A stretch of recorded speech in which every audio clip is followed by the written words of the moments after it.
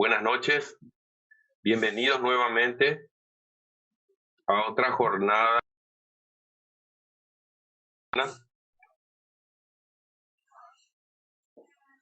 Esta noche tenemos el placer de escucharle al doctor Eugenio Olea Becerra, especialista en psiquiatría, jefe de servicio del consultorio externo de Instituto Psiquiátrico desde junio del 2014, encargado de la unidad docente del Departamento de Psiquiatría Norte de la Facultad de Medicina de la Universidad de Chile, el Instituto Psiquiátrico desde el año 2010, profesor adjunto de Psiquiatría de la Facultad de Medicina de la Universidad Diego Portales desde el 2015, miembro fundador del capítulo chileno del Colegio Internacional de Neuropsicofarmacología, desde 1998 past president de la Sociedad Chilena de Psiquiatría Biológica, afiliada a la Sociedad Internacional de Psiquiatría Biológica. El doctor Eugenio Olea Becerra nos va a hablar esta noche de manejo de la ansiedad y uso del clonazepam. Sin más trámites, le paso la palabra a nuestro invitado esta noche, el doctor Eugenio. Buenas noches. Muy buenas noches, muchas gracias, doctor Celauro. La verdad, para mí es un gran honor estar esta noche en contacto con ustedes en Paraguay. Lo que lamento realmente es que tengamos que hacerlo por este medio. Yo tenía mucha esperanza, porque era mi primera vez en marzo, poder visitarlos, y no pierdo esta esperanza de que próximamente se pueda realizar con este u otros temas. Ustedes saben que el factor que ha determinado esta dificultad y la necesidad de hacerlo online es el COVID-19, la infección por coronavirus. Debo comentarles que la situación en mi país, en Chile, en este momento está muy delicada. Estamos al límite de la capacidad de atención. Tenemos más de 80.000 casos en estos momentos y afortunadamente con una baja letalidad, gracias a la acción, digamos, de los médicos internistas, los especialistas en UCI, etcétera. La verdad es que yo tengo la información de que afortunadamente la situación de ustedes no es tan grave y los conmino, digamos, a ser muy cuidadosos en ese sentido. Nosotros como profesionales de la salud, pero también hay que difundir a toda la población el cuidado con esta pandemia tan terrible. También es atingente como hablar de la pandemia porque probablemente cuando hay situaciones como esta que provocan gran alarma y preocupación en toda la población, justamente se da algo de lo que vamos a hablar con respecto a los trastornos de ansiedad. ¿Y qué es esto? Es que para los psiquiatras, por ejemplo, es especialmente importante lo que llamamos los trastornos de ansiedad, es decir, las enfermedades de la ansiedad.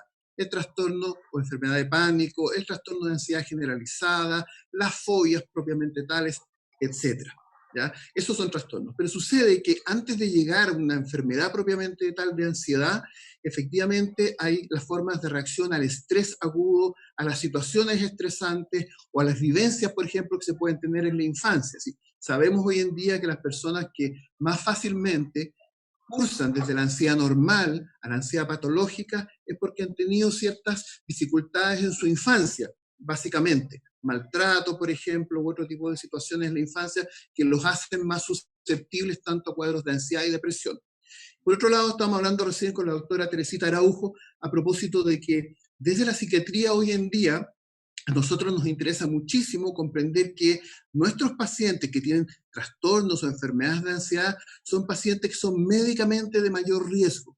Todos los pacientes con ansiedad y con depresión como enfermedad tienen mayor riesgo cardiovascular, endocrinológico, reumatológico, etc. Y por otro lado, los pacientes que ven el médico generalista, el médico internista, el neurólogo, los cirujanos, todos los pacientes con patología crónica, sobre todo, están más expuestos a desarrollar trastornos de ansiedad y trastornos de tipo depresivo. Entonces, cuando hablamos de este tipo de trastornos, estamos hablando de situaciones que van desde la normalidad que se puede patologizar hasta verdaderas enfermedades que son muy relevantes para toda la medicina. Esto es a modo de introducción y vamos a ver de inmediato la presentación.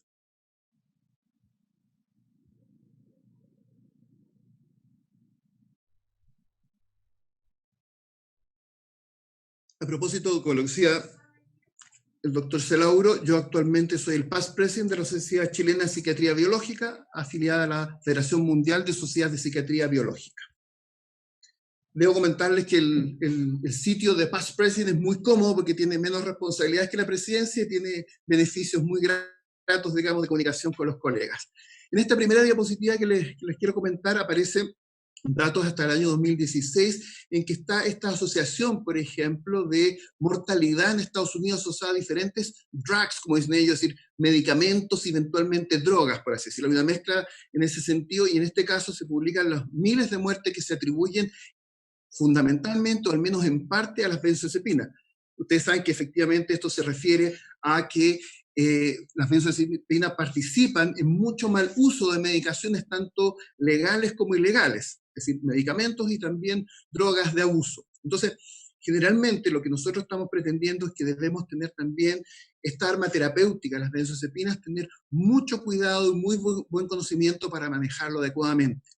Como vamos a ver posteriormente haciendo un poquito de historia, hay que recordar que las benzodiazepinas a fines de los años 50, principios de los años 60, significaron una enorme revolución para la medicina, no solo para la psiquiatría, en el sentido que por primera vez se pudo tratar con bajo riesgo a los trastornos de ansiedad, insomnio, etc. Piensen ustedes que antes de las benzodiazepinas para dormir, para controlar la ansiedad, se utilizaban, digamos, beprobamato, fenobarbital, es decir, sustancias de muchísimo mayor riesgo en cuanto a la depresión del sistema nervioso, por ejemplo, y mayor riesgo de uso abusivo, digamos, o franca adicción. Nuestra agenda, tal como decía en la introducción, tiene que ver con algunos elementos que pueden sernos muy útiles para diferenciar la ansiedad normal y patológica, considerando lo siguiente. Cuando hablamos de ansiedad normal, estamos hablando de los mismos síntomas, por ejemplo, que puede tener una persona que tiene trastorno de pánico, pero suelen ser de menor magnitud, suelen ser relacionados con una causa precisa, suelen ser manejables, etc. Es decir, tenemos que ser capaces también de diferenciarlo para no sobremedicar todo. Es decir, piensen ustedes que la ansiedad, para que vamos a hablar de la angustia, que ya tiene una dimensión más existencial, pero la ansiedad es parte de la vida. Nuestra vida cotidiana en que estamos presentando, planteándonos el futuro, lo que vamos a hacer mañana, pasado mañana, en los próximos meses, semanas, es con un cierto grado de ansiedad. Pero cuando es muy intensa, cuando tiene otras características negativas, se transforma en patológica. Algo de eso vamos a hablar en un minuto. En segundo término, algunas palabras sobre ansiedad clínica, los tipos de ansiedad y las formas más actuales de tratamiento de abordaje terapéutico, y en ese caso ver efectivamente cuál es nuestra psicofarmacoterapia actual en ansiedad, hacer énfasis en los medicamentos más útiles y en qué tipo de trastornos, y vamos a ir un alcance a las benzodiazepinas, porque a propósito de lo que decía al principio, hoy en día hablar de benzodiazepinas se ha transformado en un hecho un poco polémico, en el sentido de que hay como mala prensa de las benzodiazepinas, porque efectivamente ha habido abuso, ha habido mal uso, ha habido sobreindicación, ha habido automedicación y por supuesto un arma terapéutica tan útil se ha visto empañada por estos malos usos. La idea es que tienen sitio todavía las benzodiazepinas en el tratamiento de los trastornos de ansiedad, lo tienen, y es importante centrarnos en cómo utilizarlos en forma adecuada. Yo no sé cómo es la regulación en este momento en el Paraguay, pero por ejemplo en Chile, hasta el año 91 aproximadamente, en general la mayor parte de los medicamentos se vendían incluso sin receta médica. Las benzodiazepinas en general desde el principio se vendían con una receta simple, común y corriente. Desde el año 91 se utiliza una receta más controlada que implicó un uso un poco más responsable. Y finalmente vamos a hablar de esta molécula tan interesante. Les quiero comentar que mi interés personal por el clotazepam es porque, como ustedes saben, una benzodiazepina antigua, de principios de los años 70, que ha tenido más uso y desarrollo en Europa más que en América, y especialmente en los Estados Unidos. Muchas veces lo que se hace en Estados Unidos es lo que más nos llega por información. Pero yo he tenido formación en psiquiatría en Europa y soy un devoto, digamos, de la calidad de la psiquiatría y de la medicina europea también, y es importante que miremos también hacia allá. Y les comento que en ese sentido yo años atrás participé en la evaluación de la eventual llevada de clotazepam a Chile, y me pareció que en un marco donde teníamos varias benzodiazepinas en un principio, yo dudaba de la utilidad, decía, ¿para qué más benzodiazepinas si tenemos alprazolam, lorazepam, clonazepam, etcétera? Bueno, la verdad es que yo me manifesté a favor de tenerla entre nosotros porque tiene un nicho, digamos, muy interesante, que, un poco adelantándonos, básicamente es una capacidad diferencial de ser más puramente ansiolítico que otras benzodiazepinas. Si comparamos con clonazepam, por ejemplo, más allá de la farmacocinética y otro tipo de situaciones, el clonazepam, su capacidad ansiolítica está más disociada, por así decirlo, de la sedante, de la capacidad sedante, y por lo tanto es un tratamiento bastante más amigable con el funcionamiento normal en la vida cotidiana. Eso como anticipación.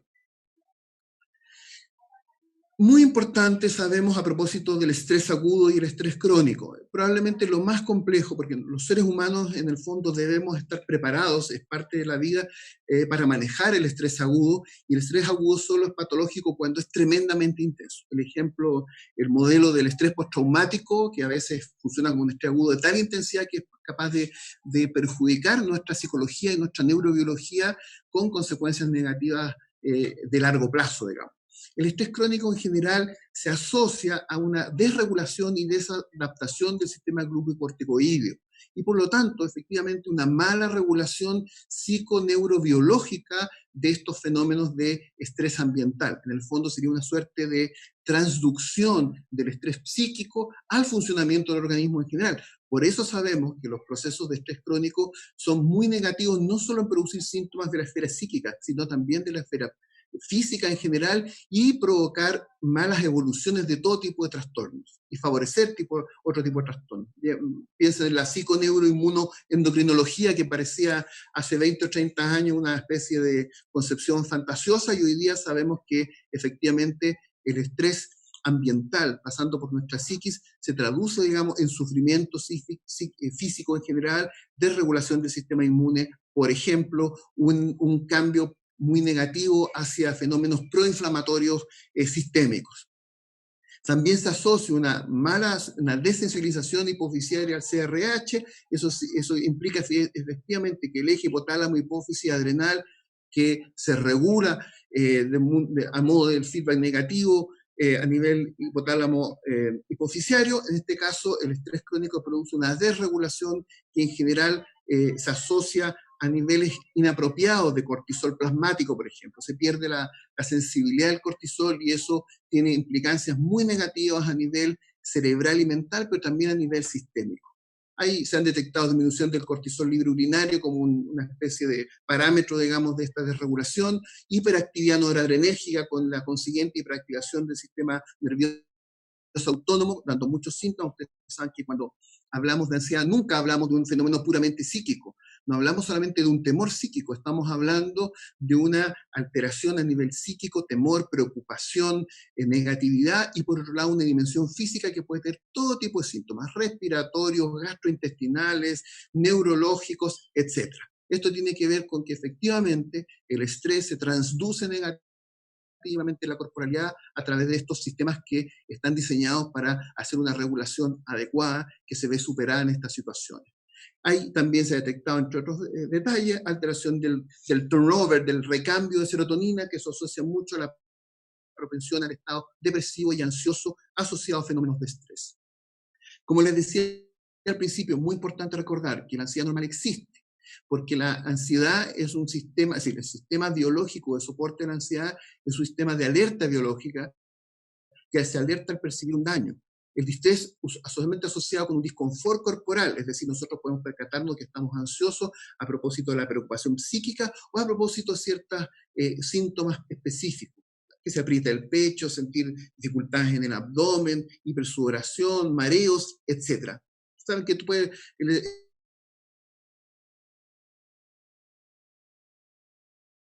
Muy importante, preparan para una respuesta protectora. Los modelos etológicos, es decir, de comportamiento animal, nos hablan de eso, por ejemplo. No sabemos si los animales tienen estrés psicológico en la forma nuestra, pero sí tienen estados de activación, por ejemplo, que los preparan. Un chimpancé que se enfrenta a un leopardo se activa desde este punto de vista para la huida o para enfrentar. El que se paraliza, y eso es muy interesante, el ser vivo, digamos, el chimpancé, el ser humano que se paraliza ante la situación, tiene una ansiedad patológica de allá porque es totalmente desadaptativa, no lo permite huir o escabullirse de la situación negativa ni enfrentarla adecuadamente. Por lo tanto, recordar, un cierto nivel de ansiedad es protector, es necesario para enfrentar la vida. Si la vida fuera simple, sencilla y un jardín del Edén, probablemente no necesitaríamos tener ansiedad, pero no es así como sabemos todos. Los niveles elevados pueden desorganizar al ser humano en este caso, ser contraproducentes y causar distintos impedimentos. Es anormal cuando es desproporcionado respecto al daño potencial o cuando ocurre en situaciones de poco riesgo de daño. El ejemplo que solemos dar los clínicos en Chile respecto a lo anormal que es un ataque de pánico, el ejemplo de estar preparado para los terremotos, por ejemplo. Es habitual, tenemos muchos temblores, terremotos, etc.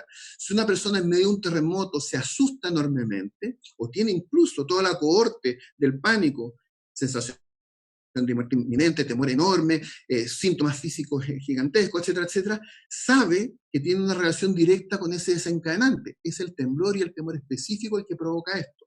Un ataque de pánico es como tener esas sensaciones, ese nivel de preocupación, ese nivel de temor extremo en situaciones que no tienen nada que ver con eso. Una persona puede estar tranquilamente bebiendo una copa de agua o de vino chileno, puede estar de vacaciones, todo perfecto, y de repente se desata esta crisis de una manera abrupta, muy puntual, muy importante, y que tiende a recurrir. Recordemos a propósito del trastorno de pánico que uno no diagnostica trastorno de pánico por una crisis de pánico. Las crisis de pánico son inespecíficas. Lo primero que hace cualquier clínico, incluso el psiquiatra, efectivamente, es estudiar médicamente a la persona. Una crisis de pánico puede ser producto de una alteración tiroidea, puede ser producto de cualquier otro problema hormonal, puede estar asociado a problemas cardiovasculares, etc. El trastorno de pánico, por lo tanto, que es una desregulación psicobiológica del sistema de alerta de la ansiedad, es un trastorno en que no hay una causal concreta, específica, de un órgano determinado, como el corazón o la tiroides, por ejemplo, como estiro, y es una desregulación del sistema mismo, y que tiende a recurrir. En las primeras crisis de pánico suelen ser sin ningún desencadenante, y en las segundas y las posteriores se van haciendo asociaciones negativas. Me dio en tal o cual circunstancia, me dio cuando estaba solo, después tengo temor fóbico a estar solo, etc. El pánico es un muy buen ejemplo de esta alteración psicobiológica que es siempre la que existe en los trastornos de ansiedad. Y es muy importante hacer énfasis, a propósito que estamos distintos médicos de distintas especialidades acá, que la ansiedad, y sobre todo la ansiedad intensísima como el pánico, tiene que ser siempre evaluada desde el punto de vista de un contexto médico general. No suponer que porque una persona es ansiosa es solamente un problema psiquiátrico o psicológico el que tiene. Sabemos ya que los trastornos propiamente tal, ya no las reacciones adaptativas adecuadas, sino los trastornos de tipo ansioso son tremendamente comunes. Ahí está publicada una cifra de alrededor de un 25%. En realidad todos los estudios en la mayor parte de los países son así de elevados, digamos. Un 25% como prevalencia de vida en la población tan alto. Ahí está el trastorno de ansiedad generalizada, el trastorno de pánico, las fobias, etc. El trastorno obsesivo compulsivo, que hasta hace poco en el DSM-4, todavía 4TR, todavía se consideraba como trastorno de ansiedad, por distintas razones que no podemos discutir en este momento, ha sido sacado este tipo de trastornos. Obviamente un trastorno en que hay mucha ansiedad presente, pero tiene otras complejidades psiquiátricas y neurobiológicas que yo creo que ameritan verlo como un grupo aparte. Pero los demás trastornos de ansiedad son tremendamente frecuentes. Tienden a la cronicidad, son más crónicos y en menos remisión que la depresión mayor, por ejemplo. Tienen altísima comorbilidad, tanto psiquiátrica como médica, comorbilidad con depresión, comorbilidad con trastornos del ánimo tipo bipolares, comorbilidad hasta con esquizofrenia y con una cohorte importante de trastornos médicos también. Traen consigo un alto sufrimiento e incapacidad similar a enfermedades somáticas crónicas.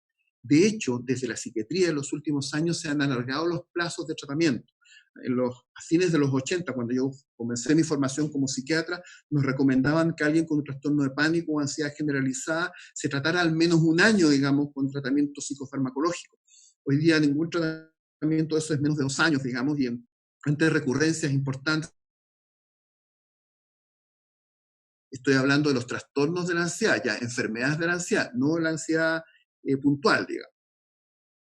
Viendo algunos aspectos clínicos relevantes, como decíamos anteriormente, recordar que ansiedad es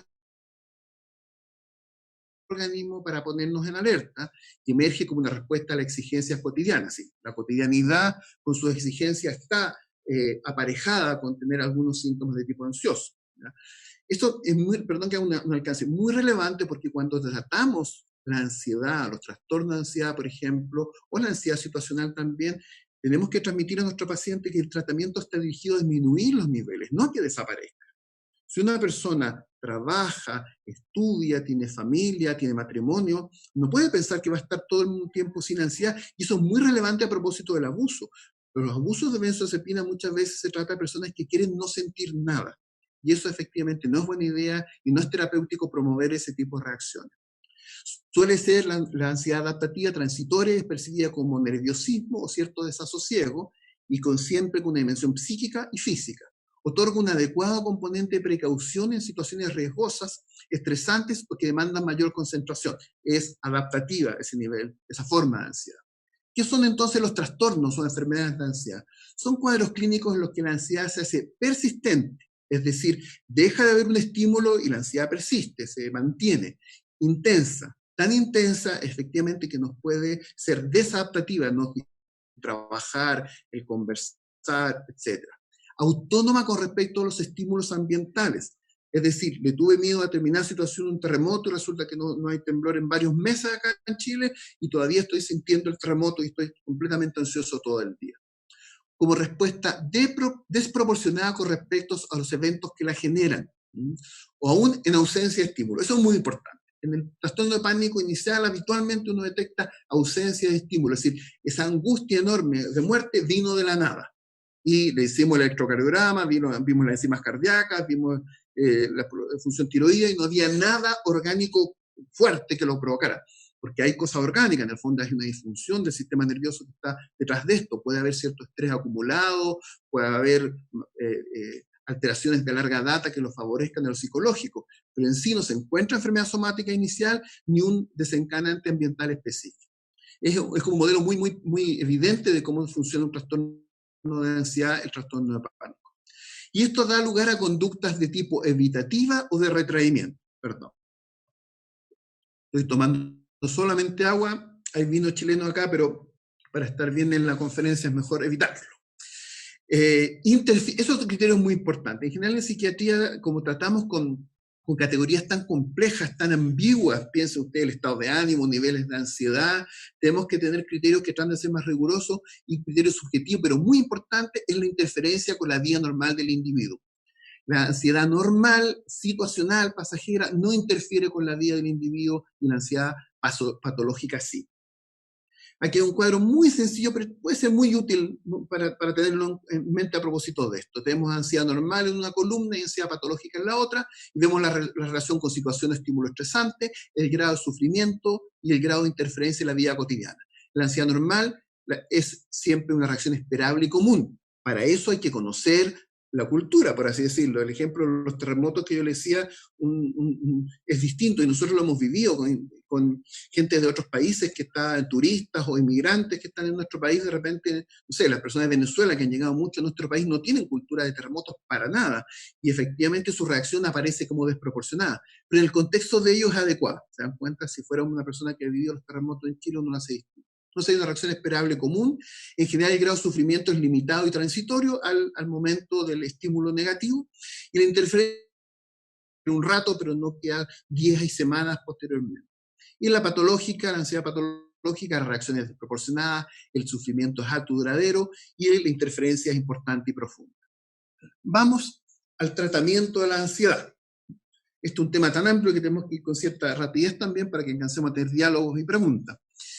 Los tratamientos de la ansiedad vamos a ir básicamente, muy someramente vamos a hablar de los tratamientos, las terapias no farmacológicas, que son muy importantes, sobre todo cuando uno está hablando de ansiedad situacional, pero incluso cuando hay una enfermedad de ansiedad, trastorno de pánico, ansiedad generalizada, fobias propiamente tal, hay un lugar muy importante de tratamientos que son no farmacológicos, psicológicos. Por ejemplo, las terapias de tipo cognitivo-conductual, que desde los 60 se han utilizado, por ejemplo, para tratar cuadros fóbicos, en las variantes de desensibilización sistemática o terapias de inundación, las terapias conductuales propiamente tal, o incluso más pavlovianas, terapias muy sencillas como de manejo de estrés, biofeedback, por ejemplo, psicoterapias más profundas, incluso de tipo psicodinámica, pueden tener uso todavía en este tipo de situaciones, dependiendo del momento en que se haga.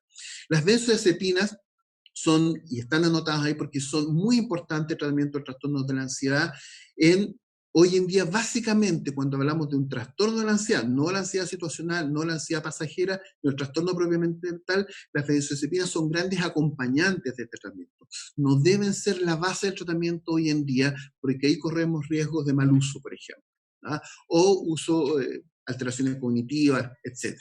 La buspirona yo la nombro acá porque aparece siempre en las series como un medicamento de muy buena capacidad de tratamiento de trastornos de ansiedad, pero personalmente yo he tenido experiencia, hemos tenido, pero la experiencia en general que hemos tenido en nuestro país no es tan importante como la de los estadounidenses, por ejemplo, y claramente en nuestro medio se usan mucho más los inhibidores selectivos de recaptura de serotonina en ese tipo de indicación, además que la buspirona en dosis adecuadas, digamos, puede tener efectos colaterales importantes, parecido a veces a los tricíclicos, entonces probablemente lo usamos nosotros en segunda o tercera línea cuando no funciona otro tipo de tratamientos.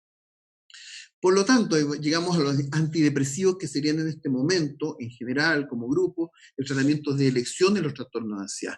¿Y qué antidepresivos?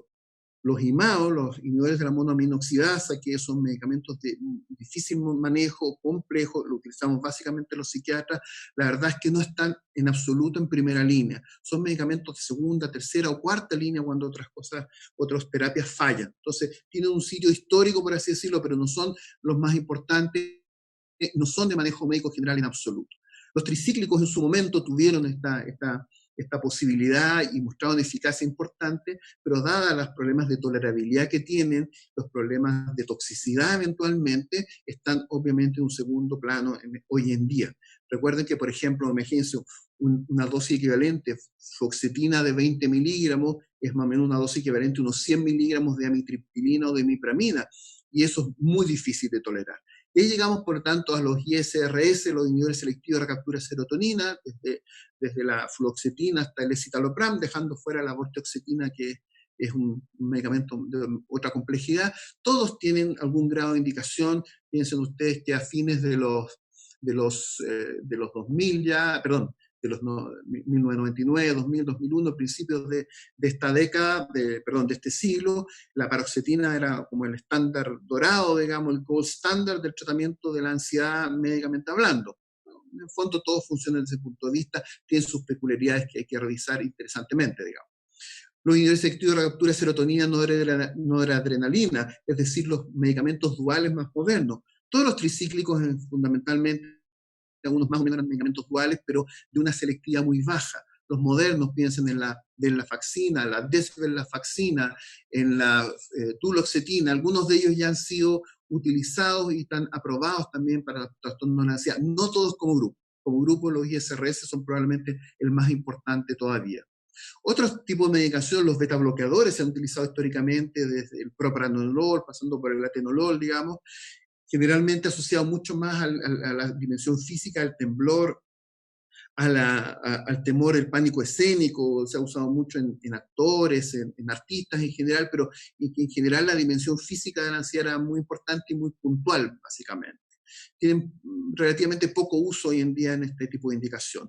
Los antiepilépticos, desde la carbamazepina hasta el ácido valproico, llegando a los más modernos como la pregabalina, por ejemplo, que sí han tenido aprobación en ansiedad, es una muestra también de que medicamentos de un estilo, una familia completamente distinta también pueden tener este tipo de acción, asociado a veces a ciertos efectos colaterales de tipo ansiolítico. ¿Ah? Los antipsicóticos, está mal, dicen antipsicóticos, son antipsicóticos atípicos, los de última generación, que llamamos nosotros, léanse desde la risperidona, olanzapina, ciprasidona, quetiapina, y fundamentalmente estamos hablando como uso ansiolítico quetiapina. Ojo, en general, la FDA, por ejemplo, la Agencia Europea no tienen ese tipo de aprobaciones, pero se anota acá porque tienen ese uso en muchos lugares, en muchos países. En nuestro medio, en Chile, tenemos la autorización de los antipsicóticos atípicos en general, y en mucho uso médico como uso hipnótico, ansiolítico, a dosis baja. La quetiapina en este tipo de uso son dosis bajas, más bajas de 100 miligramos, digamos. Algo hay también del aripiprazol un poco en ese sentido, pero es como más complejo. Pero en todo caso, lo más importante acá siguen siendo los ISRS. Para elegir la terapia, a propósito, toda esta oferta que tenemos desde psicoterapias, digamos, intervenciones psicoterapéuticas, técnicas de relajación y fármacos, va a depender un poco el trastorno hacia que se trata. Es distinto a la ansiedad generalizada, el trastorno de pánico, los cuadros de tipo fóbico, la agorafobia, etc. De la presencia mayor o menor de angustia como presión psíquica y asociada también al pecho, por ejemplo, al temor de tener problemas cardiológicos de los pacientes que a veces ameritan tratamientos más sedantes y hacen que se utilice mucho la asociación inicial de benzodiazepina con ISRS. También, ojo, muy importante a propósito de benzodiazepina, del grado de alerta o actividad física que se requiere en un determinado momento de la terapia y el tipo de paciente. Darle a un neurocirujano una benzodiazepina en dosis elevada es muy complejo, y a alguien que maneja grúas también, por ejemplo. En general, uno debiera promover que las personas que se traten la ansiedad, salvo la ansiedad muy intensa y puntual, que la gente quiere estar unas cuantas horas o un fin de semana como desconectado, pero en general el tratamiento de la ansiedad es con conexión, con estar cognitivamente conectado con su vida y con su cotidianidad.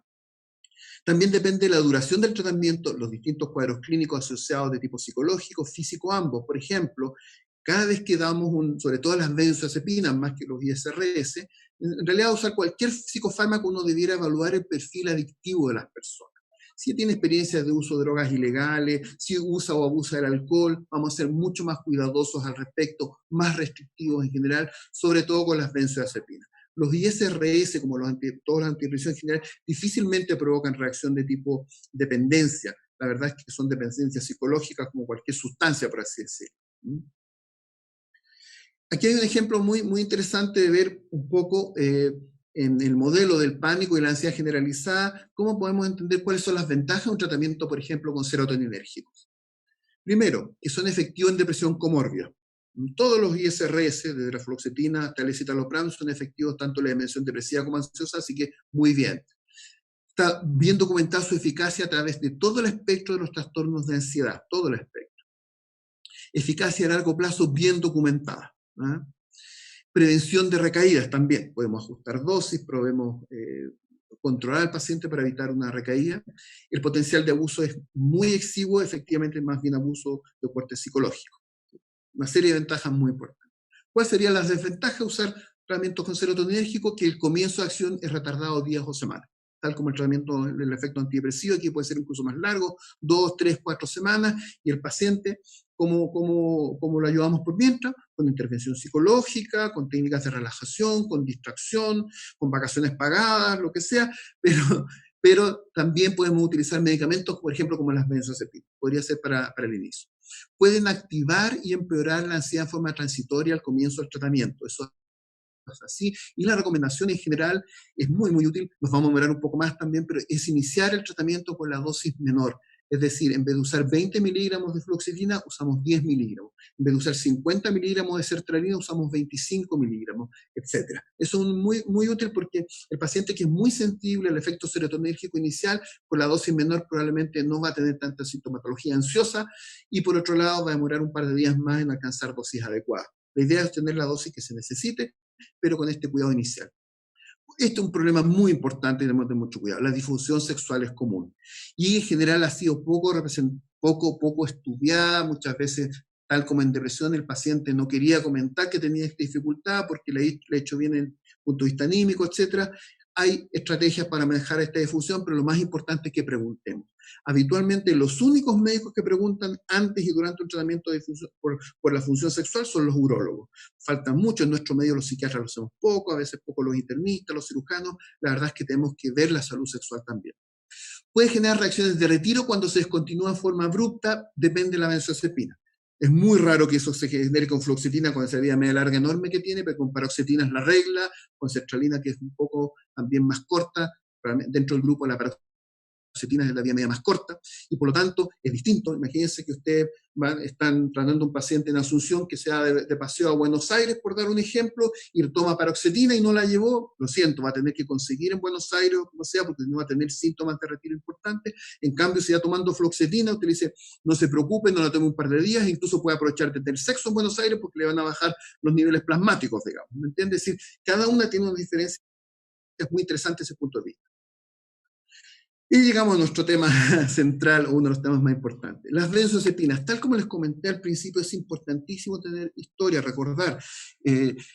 Leo Sternbach desarrolló para Hoffmann-La Roche en los años 50, efectivamente el clordiazepoxio, el Librium, y significó una enorme, enorme revolución.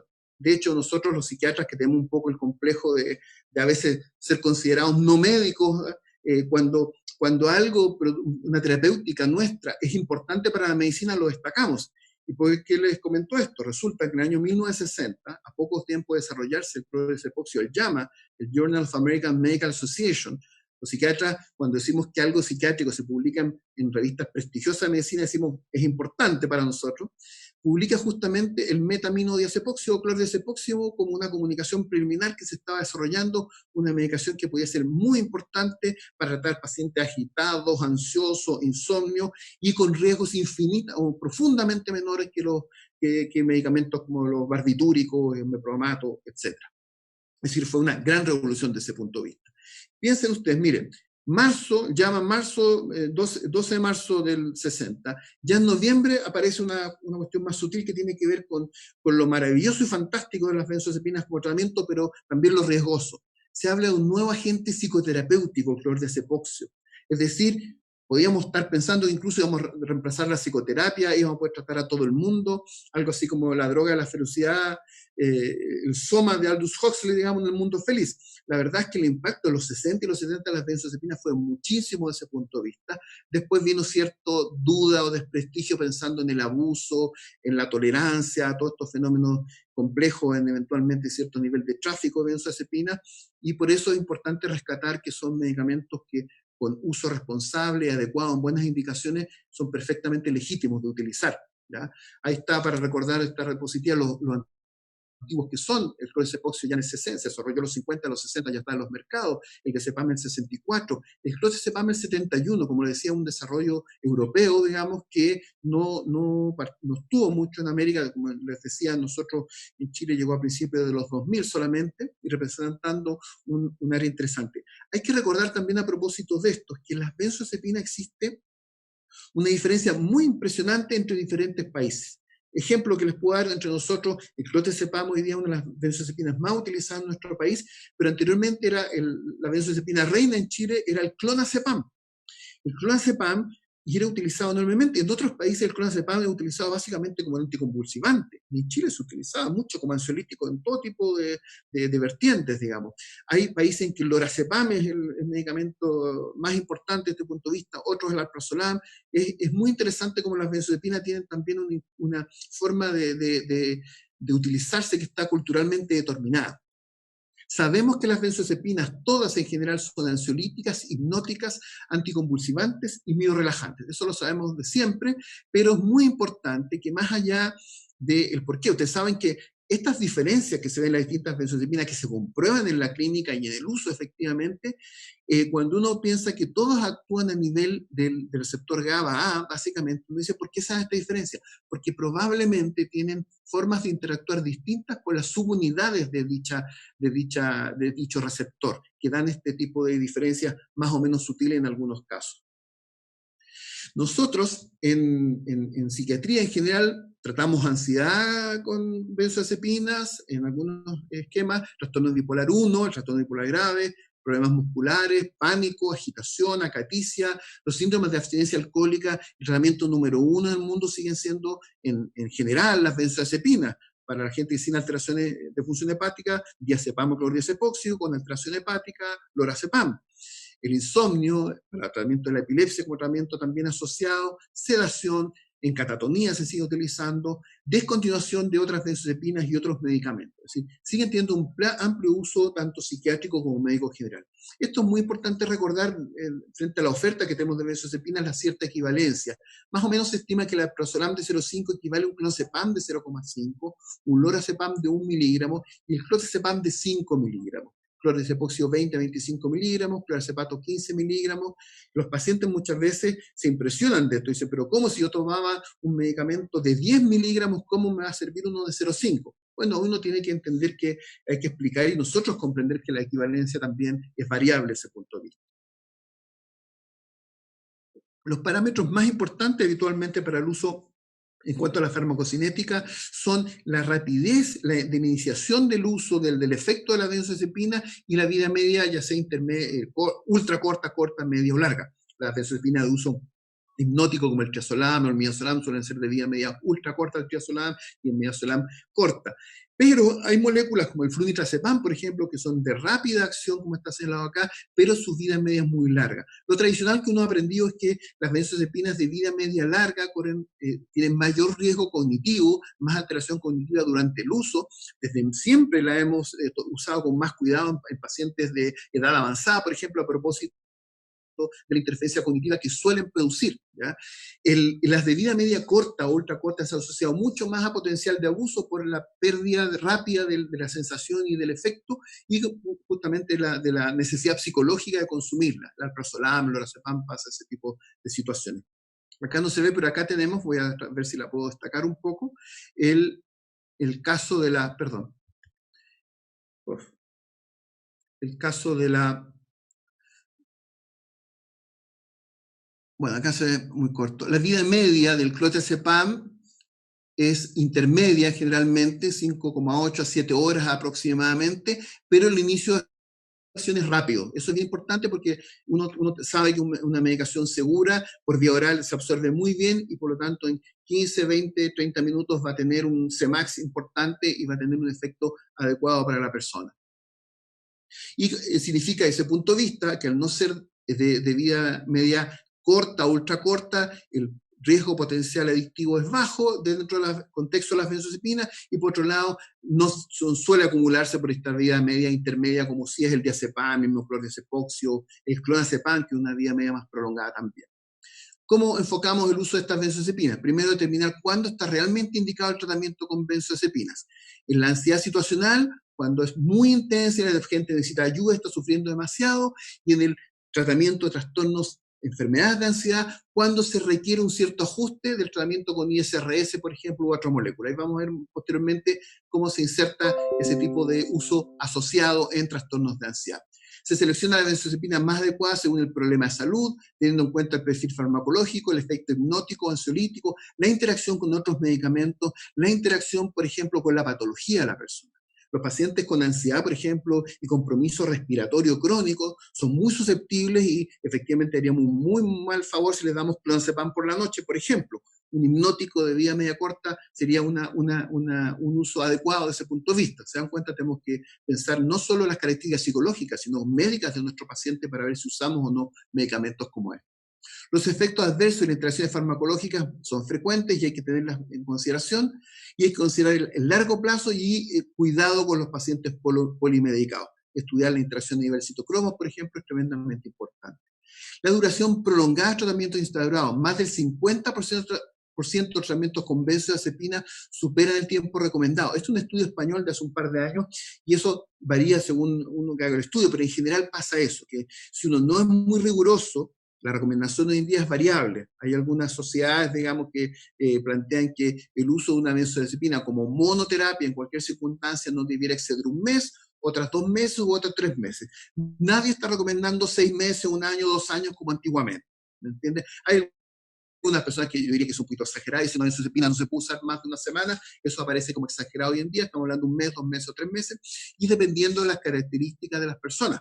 Yo he tenido pacientes que no parecían tener un perfil adictivo y resulta que han tenido ciertas vivencias tomando una benzodiazepina que hacen que uno esté muy cuidadoso. Si alguien dice tomo una benzodiazepina y me siento la persona más feliz del mundo, cuidado, hay un riesgo de adictivo ahí en ese sentido. No damos medicamentos para que la gente sea feliz, tratamos de que la gente sea feliz con su vida, estamos ayudando a disminuir ciertos síntomas para cooperar y que la gente viva mejor. La insuficiente monitorización de los pacientes, muy deficiente en primeros controles y casi inexistente en tratamientos de larga duración, es muy importante al respecto. A veces los psiquiatras tenemos la sensación que muchos psiquiatras y muchos médicos de otra especialidad no sopesan, no dimensionan lo útiles que pueden ser las benzodiazepinas, pero lo riesgosas que pueden ser también. ¿Entiendes? Así, a veces los pacientes manejan ellos sus tratamientos con benzodiazepinas. A nadie se le ocurriría que un paciente maneje su tratamiento con quimioterápico, sus tratamientos con medicamentos antihipertensivos, etc. Pero a veces corremos justamente el error de pensar que cada uno podría manejar su benzodiazepina. Muchas veces descubrimos en Chile cuando internamos a un paciente en un hospital o en una clínica que tiene sus medicamentos en su cartera, en su velador, algo por el estilo, y hay médicos que lo dejan pasar, y dicen, bueno, tome sus benzodiazepinas como le dijo su médico. Eso no es buena idea. El internista en ese caso es el médico, no el psiquiatra que hace 5 años le dio alprazolam a ese paciente. El ejemplo que les quería dar de cómo se engarzaría, se estudiaría un tratamiento con benzodiazepinas de un trastorno hoy en día de pánico y ansiedad es justamente la asociación. Y, por ejemplo, las ventajas que podría tener el adicionar benzodiazepinas a este tipo de tratamiento son las siguientes. El rápido comienzo de acción, a veces con una dosis individual. Efectivamente, si pensamos que el ISRS, la fluoxetina, la sertralina va a demorar 1, 2, 3, 4 semanas, tendría sentido en algunos pacientes utilizar este tipo de medicamento. Se puede usar como rescate sintomático. En vez de subir la dosis, aumentar la fluoxetina a 40 miligramos, hacer mayor dificultad sexual ante un periodo de mayor tensión, estrés, decir, bueno, vamos a usar por un par de semanas este medicamento como rescate sintomático y después volvemos al tratamiento puro con ISRS. Puede potenciar respuestas parciales con ISRS y o CBT, es decir, terapia cognitivo-conductual, para alcanzar remisión. Eso a veces justifica que algunos pacientes usan por largos periodos benzodiazepina, contraviniendo lo que yo decía anteriormente, 1, 2, 3 meses. No, a veces hay pacientes que lo usan por años. ¿Qué pacientes yo diría que se pueden usar por años? Primero, que están tomando un tratamiento distinto para ansiedad, están con un ISRS o con un antidepresivo, y este otro medicamento ayudó a generar remisión, es en baja dosis, no está produciendo alteración cognitiva, etc. Ahí uno podría justificar un tratamiento prolongado. Todos los psiquiatras tenemos esa experiencia, que tratamos de usarlo por tiempos cortos, digamos, al inicio, rescate de síntomas, pero algunos pacientes en realidad tenemos que usarlos por tiempos más prolongados. Con cuidado se puede hacer. En general no hay alteración de la función sexual. Para que alguien se altere la función sexual con benzodiazepina tendría que tener una dosis muy sedante, por así decirlo. En uso adecuado y dosis adecuada no suele producirlo, y eso es una ventaja también para los rescates terapéuticos que decía anteriormente. ¿Cuáles son las desventajas? Primero, no está documentada su eficacia en depresión comórbida, es decir, incluso a veces el uso de benzodiazepinas en dosis elevadas podría ser depresiógeno, ¿sí? Tenemos mucho cuidado de solo utilizarlo con un fin ansiolítico en los pacientes con depresión, y con cuidado. Puede empeorar la depresión propiamente tal, al ser un depresor del sistema nervioso, como el modelo del alcohol. Todos los alcohólicos de larga data, digamos, terminan con síntomas depresivos asociados. Puede producir sedación y otros síntomas colaterales, alteraciones de la regulación motora, por ejemplo. Puede provocar reacciones de retiro al discontinuar, incluyendo reaparición de síntomas. Por lo tanto, el inicio es en dosis creciente cuidadosa, y también el retiro en dosis decreciente cuidadosa. Tiene un bajo, eso es muy importante, persistente potencial de abuso, especialmente en poliabusadores. De hecho, la dependencia física propiamente tal, con síntomas de tolerancia, retiro, se da, pero no es tan frecuente como uno parece. Es muy habitual el abuso asociado a los efectos psicológicos del medicamento, por eso es muy importante monitorear este tipo de tratamientos. Y esta es una diapositiva que muestra la evolución casi de 10 años del uso, un estudio de Bruce, que pretendió ver cómo se estaban tratando los trastornos de pánico, como ejemplo, trastornos de ansiedad en población general, y mostraba cómo, en principio, desde el año 1992, se veía como casi más de un 40-45% de los pacientes con trastornos de pánico se trataban con benzodiazepinas solas. Eso, a la luz de lo que sabemos hoy en día, es un error. Uno no puede tratar un trastorno de ansiedad crónico con benzodiazepinas solas, porque la eficacia no es necesariamente muy buena y corre todos los riesgos que estamos viendo anteriormente. Y una buena asociación como ISRS más benzodiazepina aparecía apenas el 10%. Y solo ISRS alrededor de un 4%. Muy, muy malo. Eso ha mejorado, si uno ve al nivel de los últimos años, del 2001, se ve efectivamente que ha disminuido levemente la benzodiazepina sola, que ningún tratamiento se mantiene. El amarillo muestra sin ningún tratamiento farmacológico, pero afortunadamente sube un poco el porcentaje, alrededor de un 20% de pacientes con asociación de benzodiazepina y ISRS, y ha disminuido levemente, y ha aumentado también un poco en celeste se ve los inhibidores selectivos solos. Las cifras hacia el 2010-2020 también son positivas en esto, pero sigue habiendo muchos pacientes sin tratamiento y todavía muchos pacientes, porcentajes más del 25-30%, dependiendo de la serie que estudie, que se tratan solamente con benzodiazepinas, lo cual estamos diciendo no es buena idea. En suma, como les comentaba, podemos decir, a propósito de un estudio del 2013, los estudios de benzodiazepina en los últimos años son cada vez menos. Estamos yendo a estudiar antidepresivos, en psiquiatría, antipsicóticos, una serie de cosas, pero las benzodiazepinas se estudian poco. Por eso una apuesta al día es útil. Los efectos beneficiosos que siguen siendo claros en benzodiazepinas son la reducción de la ansiedad, la inducción y mantención del sueño, el uso como relajante muscular, la prevención y tratamiento de crisis epiléptica también es un tratamiento asociado útil hoy en día, inductores previo anestesia como el midazolam, por ejemplo, asociado a manejo en manías agudas, cuadros psiquiátricos importantes, seguimos utilizando, permite utilizar menos tratamiento con otros riesgos también, y el manejo de dependencia del alcohol, como les comentaba, en la desintoxicación alcohólica sigue siendo muy utilizado en todo el mundo hoy en día. Los riesgos cognitivos, ojo, muy importante, siempre se ha asociado hasta ahora que el riesgo cognitivo es mientras se utilice la medicación. Hay algunos indicios, como vamos a comentar al final, de eventuales riesgos asociados de largo plazo, mayor riesgo de Alzheimer, otros trastornos cognitivos que serían no solo del uso pasajero del medicamento. Efectos psicomotores concretos, directos, de ahí medicamentos como el clonazepam, que lo comentaba anteriormente, que a veces uno lo usa como ansiolítico y tiene efectos psicomotores negativos, retardo psicomotor, disminución de la alerta, por así decirlo, muy importante. La tolerancia al efecto ansiolítico se describe también, hay que tener cuidado. La dependencia, como comentaba anteriormente, riesgo de desinhibición que se dan todas las benzodiazepinas, es decir, eventual riesgo de que el primer proceso sea de que se apague la corteza cerebral al modo del alcohol, por ejemplo, y hay una tendencia a la desinhibición, y después el efecto depresor del sistema nervioso. Eso hay que tenerlo en cuenta, con los Z también, con el Saleplon, la esopiclona, con el Solpidem, con moléculas hipnóticas que pueden tener ese efecto también. Y el eventual empeoramiento de síntomas depresivos hay que tener cuidado. Doctor Eugenio. Doctor Eugenio, estamos en 50 minutos de la charla. Perfecto, vamos muy rápido con esto. Solamente comentarles que con respecto a la enfermedad de Alzheimer, efectivamente ha habido comunicaciones, pero es tremendamente polémico. Hay que poner, y lo que hay que rescatar de este tipo de investigaciones, esto es un estudio del British Medical Journal 2014 que encendió las alertas, que básicamente las precauciones son las que tenemos desde siempre. Cuidado en poblaciones de riesgo, cuidado sobre todo en pacientes de edad avanzada, usar benzodiazepinas de vía media prolongada. ¿Ya? Y efectivamente hay algunos estudios posteriores, un estudio del año 2019 que mostraba que no había ningún riesgo. Es un tema polémico, interesante estudiar, tenemos que tener precauciones al respecto. 2 o 3 palabras sobre esta molécula muy, muy interesante, el clonazepam, que tiene que ver con lo que yo les comentaba antes. Tal como otras benzodiazepinas, se une al sitio de benzodiazepina GABA, donde actúa como agonista completo.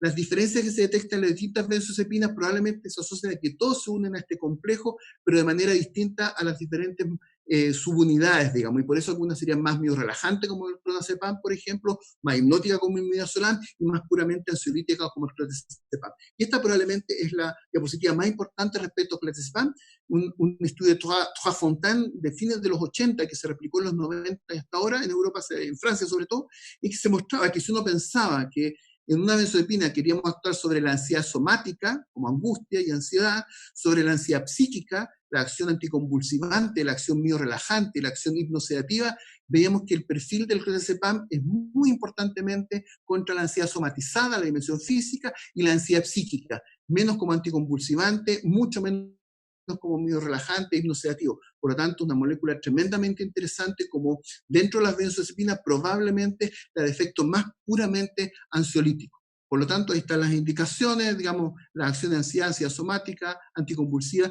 muy poco sedativa, obviamente si usan dosis elevadas puede ser muy sedante, algunas características como la absorción oral muy importante, alta biodisponibilidad y el plasmático rápido en media hora, vida media 5,7 a 7 u 8 horas, vida media intermedia como comentábamos, una biotransformación hepática con hidroxilación, glucuronización, importante eliminación a nivel biliar y renal, que es interesante, y funciona y se ha estudiado con respecto a diazepam, clobazam, nitrazepam, hay estudios con lorazepam también que muestran una gran eficacia ansiolítica, pero también un diferencial con respecto a menos alteraciones psicomotoras, a menos acciones miorelajantes. En general se recomienda dosis inicial de 5 miligramos cada 12 o cada 8 horas, digamos, y ahí ir titulando. Hay personas que tienen sensibilidad elevada, podrían iniciarse con dosis más bajas como 2,5 miligramos. En general, no hay alteración de coordinación motora en dosis terapéutica, escasa acción negativa sobre la arquitectura del sueño, que suele suceder con las benzodiazepinas, entonces aparece como un medicamento muy amable. Como conclusiones planteamos, las benzodiazepinas en general son útiles en el tratamiento de los trastornos de adaptación de tipo ansioso y mixto, la ansiedad, límite entre la ansiedad normal y la patológica. Son parte del tratamiento de los trastornos de ansiedad. deben ser usadas con precaución, especialmente en relación a alteraciones de la cognición, tanto agudas como eventual deterioro por uso acumulativo, y de uso diferenciado de acuerdo a sus particularidades. Como ejemplo de ello citamos el clotazepam como un gran ansiolítico más puro que otras benzodiazepinas. Muchas gracias, los dejo ahí con la imagen del volcán Villarrica, un volcán del sur de Chile tremendamente activo, afortunadamente ha tenido erupciones muy pequeñas últimamente. Muchas gracias por su atención. Muchas gracias, doctor Eugenio, muy interesante su charla, es vastamente ilustradora para nosotros, y sin más trámites le voy a pasar la palabra a la doctora Teresita Araujo, Paz, presidente de la Sociedad Paraguaya de Medicina Interna, quien le hará la primera pregunta.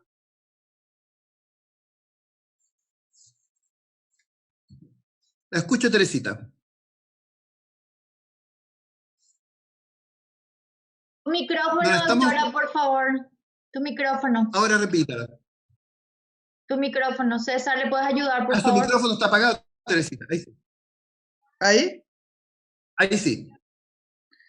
El doctor Gustavo Arbo pregunta, ¿los neurolépticos como el aripiprazol como coadyuvante con los ISRS? Muy interesante. Lo que sabemos hoy en día, tanto por la experiencia clínica como por los estudios controlados, es que los neurolépticos nuevos, en este caso el aripiprazol, tienen principalmente uso asociado, pero en cuadro depresivo, es decir, como potenciador del efecto antidepresivo. Ese es el uso que tiene aripiprazol y quetiapina, fundamentalmente. Ahora, en trastornos de ansiedad, yo diría que el principal uso de moléculas como el aripiprazol son en pacientes que tienen trastornos del ánimo, pacientes del espectro bipolar 1 o bipolar 2, en que se beneficiarán de esto.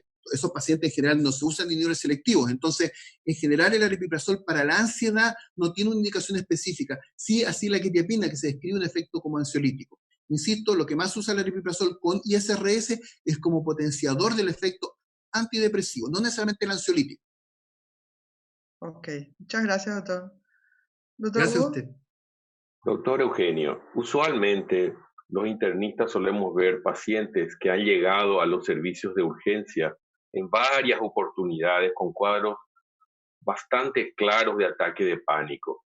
En una primera instancia, a ese paciente se le confunde a menudo con una angina de pecho, más aún si está en el rango de edad entre los 40 y los 50 años, y se le hace un montón de estudios. Posteriormente, el paciente sigue buscando la solución a su problema de dolor de pecho, ansiedad, endurecimiento de las manos, endurecimiento de la cara, falta de aire, disnea, y sigue visitando una y otra urgencia intermitentemente, hasta que de repente alguien le da una benzodiazepina con un inhibidor de recaptación de serotonina.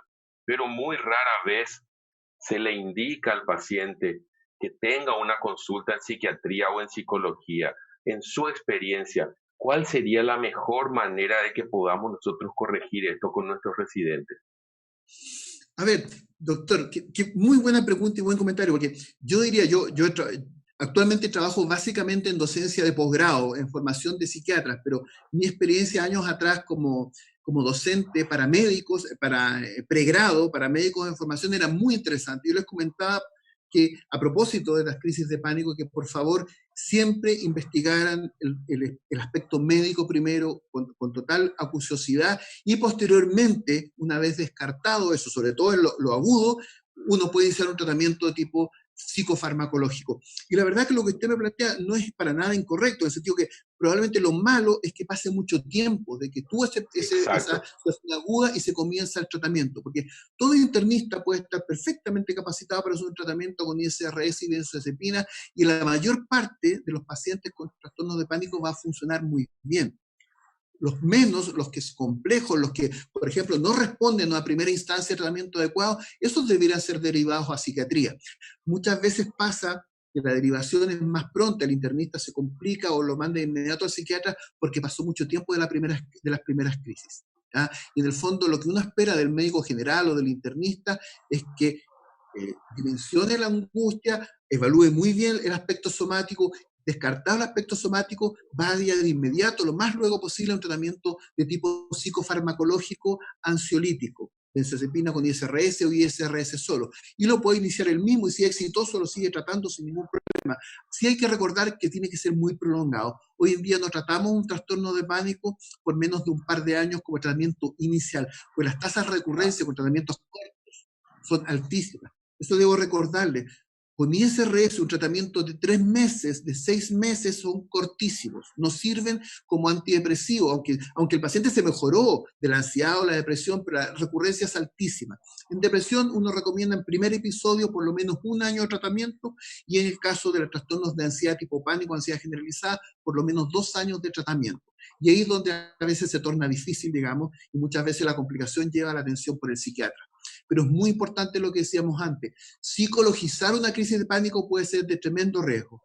Hay en la literatura muchos casos de que se asumió que era un trastorno puramente psicológico, sin el electrocardiograma, sin las enzimas cardíacas, sin las pruebas de tiroides, y eso ha sido se ha pagado con la vida muchas veces. Eso.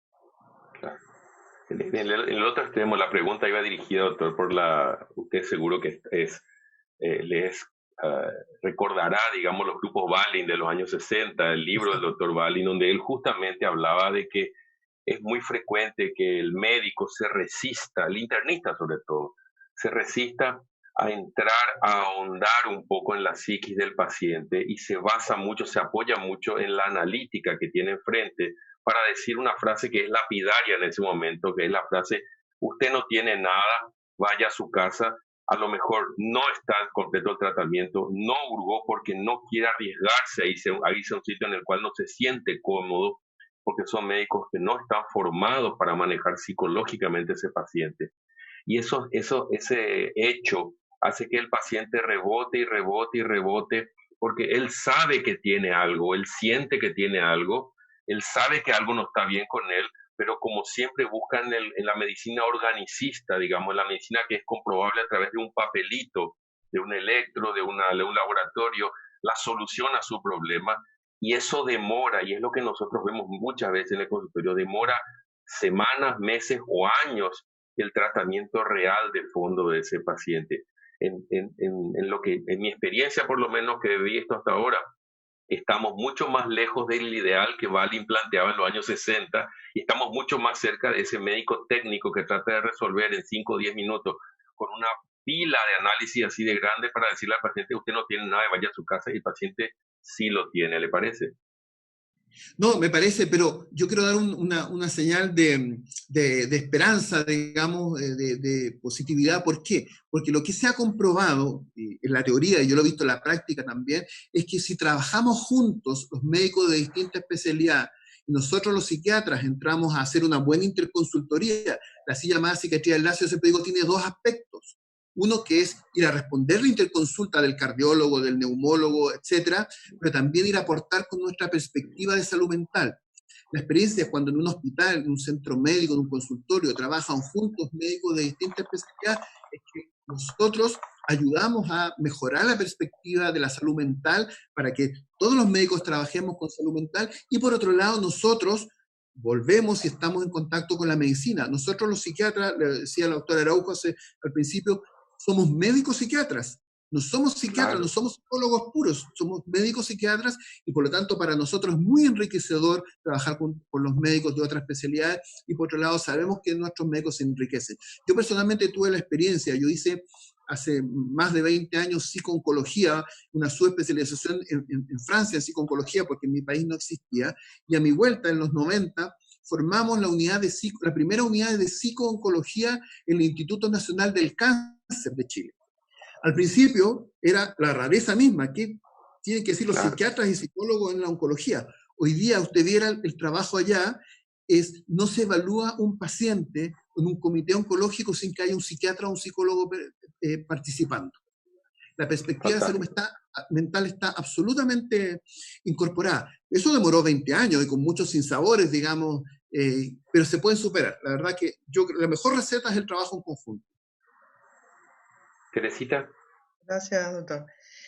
Doctor Eugenio, este concepto que emite el doctor Gustavo, si podría aclarar usted, con la enfermedad de Alzheimer, ¿está contraindicada? Muy buena pregunta, porque eso pasamos un poco al final, un poquito rápido. Hay siempre hemos sabido que las benzodiazepinas como grupo presentan riesgo de tipo cognitivo. Lo que siempre sabíamos era, mientras se utilizan, y dependiendo de la dosis, la benzodiazepina, sobre todo las de vía media prolongada, diazepam, bromazepam, clordiazepoxia o clonazepam, eran medicamentos que eran de mayor riesgo cognitivo, que tendían a acumularse, por así decirlo.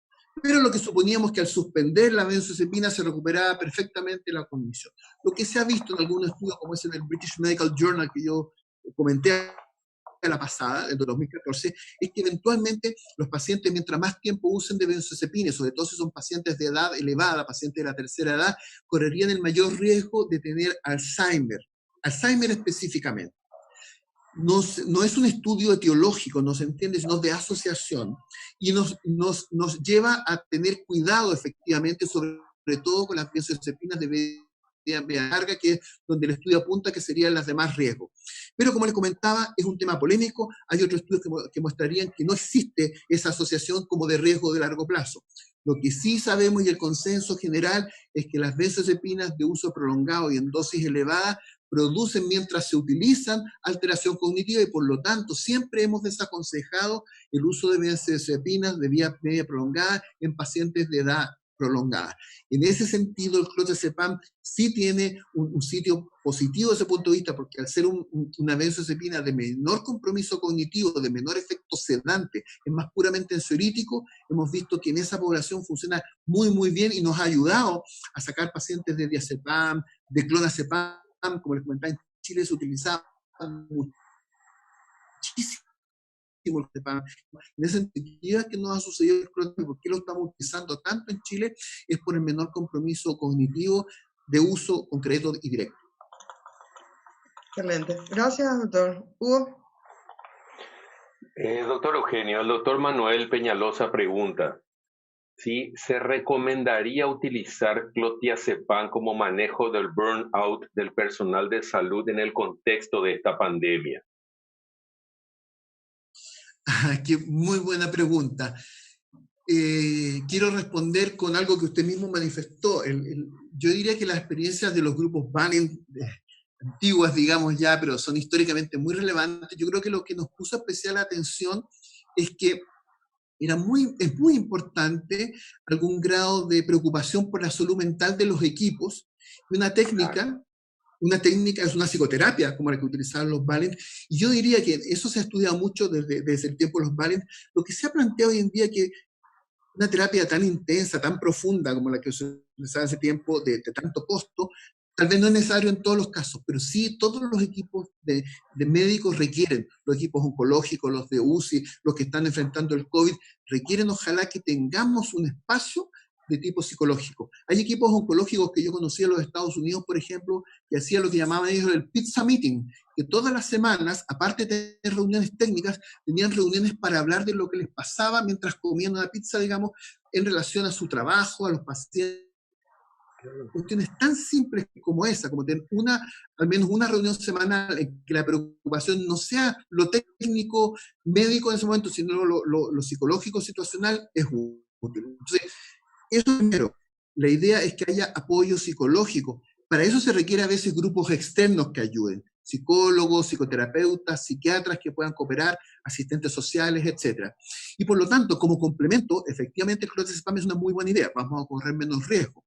Imagínense que nos diera por usar clonazepam o diazepam a grupos que están trabajando con pacientes de alto riesgo, tendríamos riesgo de alteración cognitiva, riesgos de errores. Es como decirle, yo prefiero que un cirujano, por ejemplo, me opere y no haya tomado ninguna benzodiazepina, pero si tomó una, ojalá clonazepam un poquito, una pequeña dosis, y no una dosis elevada de clonazepam, por ejemplo. Entonces, sí, un buen tratamiento ansiolítico puede ser muy útil porque estamos viviendo un intenso estrés agudo en este momento, pero complementado con una intervención de tipo psicológica, ambiental, regulación de los turnos, ayuda en ese sentido muy concreta. Fantástico, gracias, doctor. Teresita. Doctor, ¿la disfunción sexual en la ansiedad mejora con sildenafil y derivados? Su experiencia, por favor. A ver, muy, muy buena pregunta, porque efectivamente la disfunción sexual asociada a la ansiedad, paradojalmente, puede disminuir con todo tipo de acción, es decir, una acción psicoterapéutica, por ejemplo, las técnicas cognitivos-conductuales. De hecho, las terapias sexuales que se utilizan hoy día como terapia sexual propiamente tal, son de tipo de sensibilización sistemática, ¿ya? Se hacen en pareja, por ejemplo, habitualmente, que es lo típico en terapia sexual. Eventualmente, si la ansiedad es muy clara, una benzodiazepina en bajas dosis podría ayudar, porque en el fondo las benzodiazepinas son negativas para la función sexual cuando usan dosis elevadas, digamos. Entonces, se podría hacer intervenciones conductuales, por así decirlo, benzodiazepina en bajas dosis, y lo que hace el sildenafil, que como todos sabemos, en realidad es un mejorador de la función hidráulica, por así decirlo. No tiene un efecto mejorador del deseo sexual, pero funciona muy bien y muy positivamente como disminuyendo la ansiedad. El hombre en cuestión, al tener la sensación de que tiene refuerzo, que no se pone en riesgo su masculinidad en cuanto a la función sexual, que va a tener este refuerzo, generalmente hace una reacción psicológica positiva de menor ansiedad. La ansiedad es tremendamente bloqueadora de la función sexual. Entonces, no sé, en ese caso a veces si el sildenafil está utilizado en ese sentido, planteándole que la función va a mejorar el punto de vista concreto de la erección, por ejemplo, puede llevar a que disminuya la ansiedad de rendimiento, que es lo típico en la ansiedad de tipo sexual. Estamos hablando que la persona no tiene diabetes, no tiene otro tipo de trastornos que estuvieran bloqueando justamente la función sexual desde el punto de vista orgánico, digamos. Efectivamente, puede ser útil el sildenafil si se utiliza en ese contexto. Hay que educar de cómo funcionaría y cómo es importante disminuir la ansiedad en el encuentro sexual. Excelente. Gracias, doctor. Hugo. Una pregunta de la doctora Lidia Slot es, ¿el grado de indicación en escala para el inicio del tratamiento en ansiedad en consultorio en pacientes adultos jóvenes sin mayor comorbilidad? ¿Escala en qué sentido? ¿En qué tipo de escala se podría aplicar para ver la indicación? ¿O los niveles de...? Yo me imagino, porque es así misma la pregunta, como dice la doctora, pero yo quiero entender que se refiere a qué tipos de fármacos usaría en primera línea o de acuerdo al tipo de paciente, si es un paciente joven, un paciente más viejo, ¿con qué medicamento entraría como primera terapia? Sí, sí. ¿Cómo escalaría la terapia? Primero, estamos hablando de pacientes adultos. ¿verdad? Adultos jóvenes. La experiencia de niños. No, me refiero que primero tenemos que pensar que estamos tratando personas sobre 18 años, ¿ya? Claro. Sobre 18 años, adultos, digamos, por jóvenes que sean. Entonces ahí dependería del tipo de trastorno, como decía anteriormente. Si estoy viendo una persona libre de patología mental, por ejemplo, pero está en medio de una situación de tipo estresante, económica, familiar, coronavirus, matrimonial, etcétera, y está afectándose su vida por esto, está con muchos síntomas, efectivamente la indicación de benzodiazepina está ahí, y por tiempo corto. Eso es lo que referimos con el trastorno adaptativo. El trastorno que llamamos trastorno adaptativo es una parte de ansiedad normal, pero corre el riesgo de hacerse patológica si no intervenimos. Una persona con síntomas muy importantes, ya tenga 18, 30 o 50 años, digamos, no puedo darle fluoxetina y esperar que funcione en 2 o 3 semanas, ¿entiendes? Porque además, si es situacional, si lo que está sucediendo es un problema en su trabajo con su jefe que está durando estos días, es una muy buena indicación de benzodiazepina. Si en cambio estamos viendo un paciente que tenga o no patología médica crónica, por ejemplo, pero tiene trastornos de tipo de pánico recurrentes, tiene trastornos de ansioso que lleva años y años y no se ha iniciado un buen tratamiento con ISRS, hay que hacerlo ahora. Iniciar el tratamiento con ISRS, que además va a ser muy positivo si tiene síntomas somáticos de cualquier tipo. Si la paciente el paciente o la paciente es hipertensa, diabética, el utilizar un medicamento antidepresivo puede ser tremendamente beneficioso, digamos, y también para los síntomas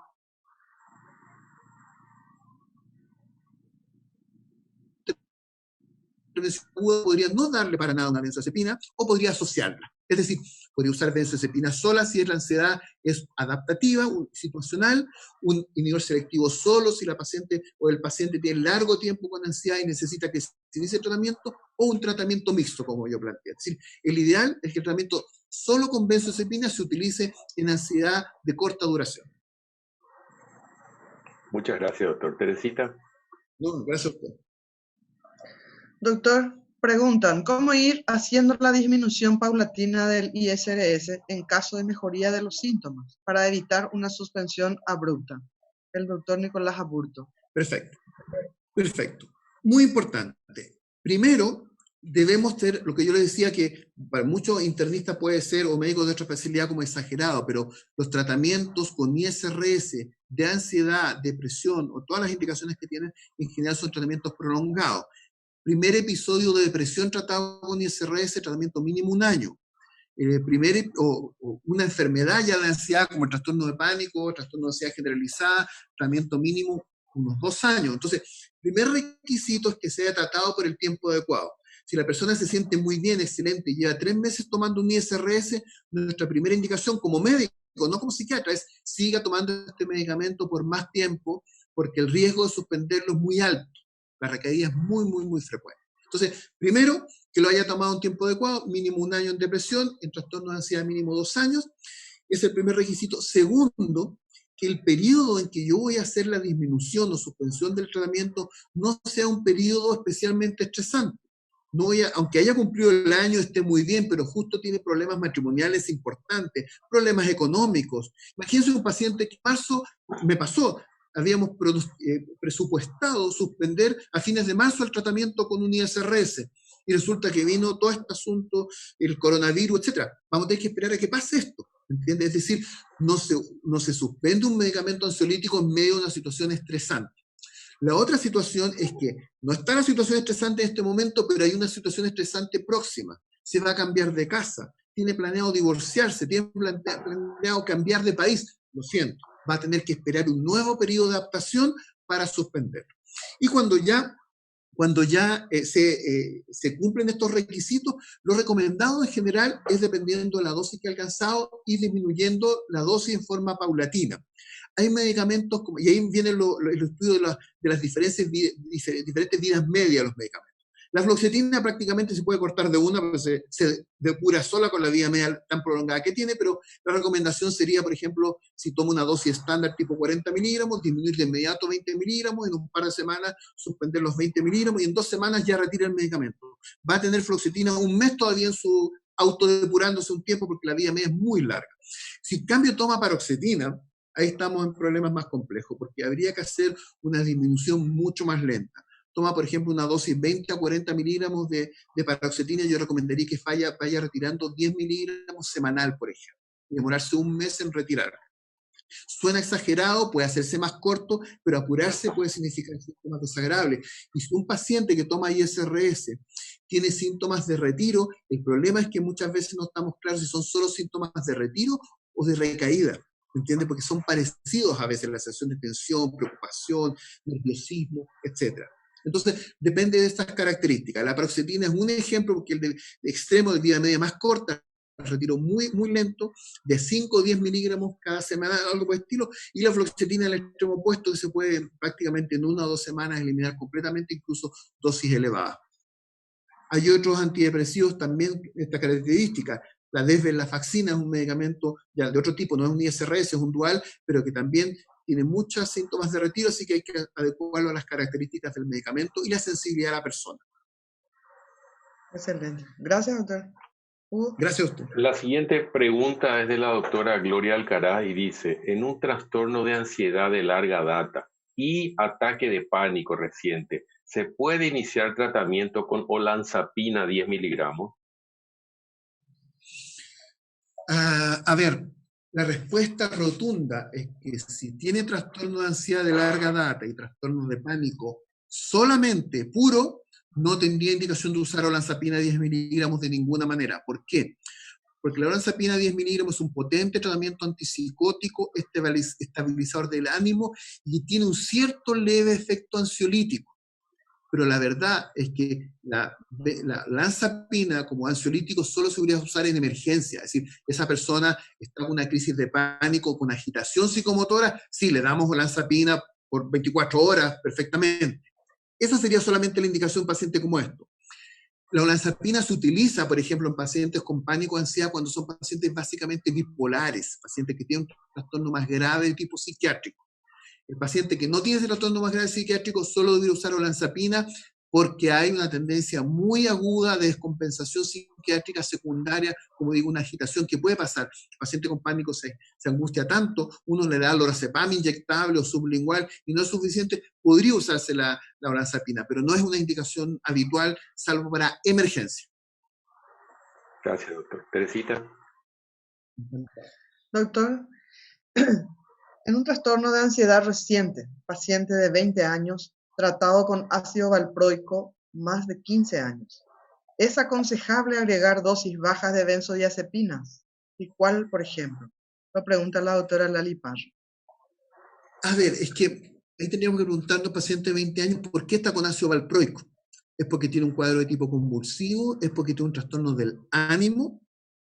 Es decir, tiene un trastorno de tipo bipolar 1, bipolar 2, una depresión recurrente. Es decir, eso no lo sabemos porque en el fondo sería, si tuviera un trastorno de ansiedad solamente, no es la indicación más ideal. Yo lo nombré los anticonvulsivantes, pero como una segunda o tercera línea. Entonces, uno podría plantearse si ha tenido estas otras indicaciones específicamente y funciona bien con el ácido valproico, se podría usar una benzodiazepina como coadyuvante, como asociado, tal como uno lo asocia a un ISRS. En cambio, si estamos corrigiendo, cambiando el diagnóstico, viendo que realmente tu problema principal es un trastorno de ansiedad puro y duro, lo que se tendría que hacer es lentamente disminuir el ácido valproico y darle un inhibidor selectivo más benzodiazepina. Entonces, depende mucho ahí del cuadro específico.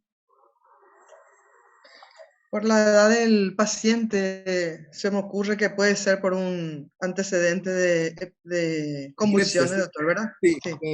Sí, claro. Eso es lo que uno primero pensaría. Uno, como de formación psiquiátrica, piensa, por un lado, neurológicamente en la epilepsia, pero también en trastornos del ánimo. Desde punto de vista ahí puede haber una complejidad. Y efectivamente, el uso de una benzodiazepina ahí sería muy útil a veces para rebrotes de ansiedad, como yo decía, asociar benzodiazepina para tratar periodos, digamos, cortos. Pero si tiene un trastorno de ansiedad, además de eventualmente la epilepsia, puede usar un ISRS. En general, desde la neurología hoy en día tiene esta perspectiva de que antiguamente ustedes saben que se temía mucho al uso de antidepresivos para los pacientes con epilepsia, porque bajan el umbral convulsivante. Eso es muy propio de los tricíclicos. Los ISRS también tienen un cierto riesgo, pero es muchísimo menor desde ese punto de vista. Entonces, efectivamente, en los 90, en los 2000 y en todo el siglo XXI tenemos experiencia de tratar con antidepresivos y como efecto antidepresivo y antiansioso a pacientes con epilepsia con muy buenos resultados y con mucho cuidado. Excelente, gracias, doctor. Esto que le voy a leer, doctor, yo lo voy a leer como una declaración más que como una pregunta, porque no entiendo que lo hizo así el doctor Arbo. Dice: la buspirona a dosis terapéuticas no tiene efectos tricíclicos. Eso no hay en ninguna publicación. ¿Cuál es su opinión al respecto? No, lo que yo no lo nombré un poco al pasar, no es un triciclo ni tiene efectos tricíclicos, pero tiene efectos colaterales significativos. Muchas personas sensibles, por ejemplo, a veces reaccionan con mareos, náuseas, boca seca, más intenso, por ejemplo. Eso ha determinado que entre nosotros, en la experiencia que tenemos en Chile, poca experiencia, incomparable al uso de los ISRS, específicamente por esa diferencia de tolerabilidad del medicamento y por también el retardo del efecto. Yo tengo la experiencia como un uso muy útil en pacientes que han sido refractarios a tratamientos, porque como en toda la medicina hay pacientes refractarios a tratamientos con ansiolíticos, digamos ansiolíticos con ISRS, con benzodiazepina, etc. Por eso incluso hay pacientes que hay que recurrir a medicamentos como los IMAO, la moclobemida, un IMAO reversible, se ha utilizado justamente en pacientes refractarios con ansiedad, y la buspirona también. Incluso hay muchos colegas que tienen la experiencia de primera línea de utilizar la buspirona como un eficiente ansiolítico, digamos. Ahora, efecto tipo benzodiazepina no tiene en absoluto, así como que uno tome buspirona y a la media hora se siente relajado, para nada. Es comparable a los antidepresivos, digamos, de tipo ISRS u otro, en el sentido que hay un retardo en la acción, demora días, semanas eventualmente, pero como digo, hay problemas con la tolerabilidad del medicamento, no tiene el efecto de un tricíclico, por ejemplo, el riesgo cardiovascular de un tricíclico para nada, digamos, afortunadamente. Pero la tolerabilidad a veces no es buena. Perfecto, doctor. Quisiera darle una vez más las gracias en nombre de la Sociedad Paraguaya de Medicina Interna, la Sociedad Paraguaya de Medicina Familiar, la Sociedad Paraguaya de Neurología y la Sociedad Paraguaya de Psiquiatría, que fueron las 4 sociedades patrocinadoras de esta charla. Hemos aprendido muchísimo, tenemos excelentes comentarios de nuestros socios y de nuestros colegas que han estado pendientes en el Facebook de nuestra página. Uno de ellos, que es cardiólogo, ha dicho: he aprendido muchísimo en esta charla y me doy cuenta de que debo reforzar la relación médico-paciente y entenderle mejor la psique de mis pacientes. Entonces, como le decía, doctor, es mutuamente enriquecedor esto, y yo encantado, para mí ha sido un honor. Espero realmente visitarlos en forma presencial y con temas como apasionantes. Yo me dedico mucho al área de interfase entre la medicina y la psiquiatría. Les comenté esto de la psico-oncología, he trabajado mucho con cardiólogos, con gastroenterólogos, y es muy enriquecedora esa experiencia. Me encantaría que habláramos de depresión, por ejemplo, que es un tema muy, muy, muy importante para la medicina hoy en día. Les agradezco a ustedes la paciencia. Muchísimas gracias, doctor Eugenio. Muchas gracias al Laboratorio Zaval por patrocinar esta charla de tan altísimo nivel que ha podido llegar a todos nuestros asociados en un evento más de la Sociedad Paraguaya de Medicina Interna. Me despido de no olvidar el Neuroval. No, me despido de todos ustedes y le paso la despedida a la doctora Teresita Araujo. Muchas gracias. Gracias, doctor Eugenio, su charla excelente. Estuvimos en una conferencia muy amena. Gracias, doctor Hugo Lauro, por acompañarnos como coordinador, como siempre. Gracias a todas las sociedades. Hasta pronto, doctor. Esperamos verlo muy pronto para Asunción. Que así sea. Muchas gracias. Hasta luego. Hasta luego. Muchas gracias.